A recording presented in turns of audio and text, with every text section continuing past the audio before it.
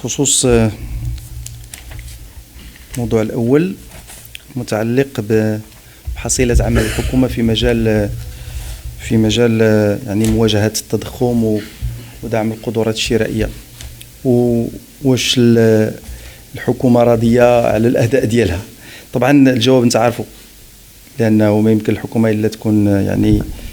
مطمئنة، وهذا جاء حتى في الكلمة ديال السيد رئيس الحكومة اللي افتتح بها الاجتماع ديال مجلس الحكومة، لأن الإجراءات بالفعل اللي قامت بها الحكومة هي إجراءات كثيرة ومتعددة ومتنوعة، وأيضا لأنه الانعكاسات ديال سواء الأزمة العالمية ولا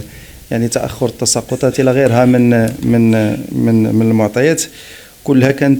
كانت عندها أثر كبير جدا على الاقتصاد عموما. لكن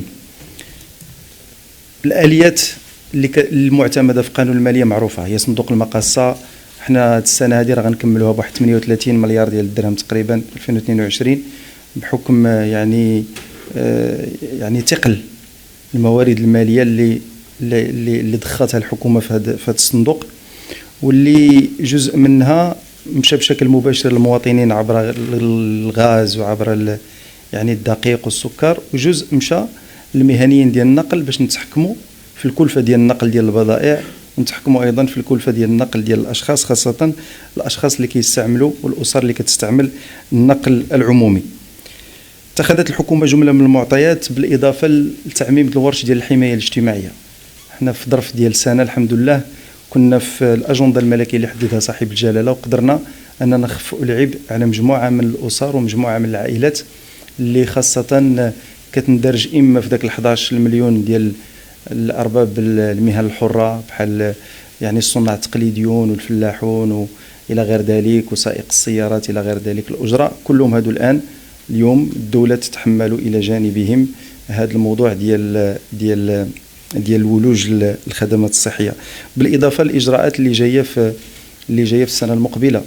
خاصه مع يعني اولا بعد التامين على اصحاب لي راميديست، هذا كملنا هذه السنه هذا، ثم الان احنا داخلين في موضوع ديال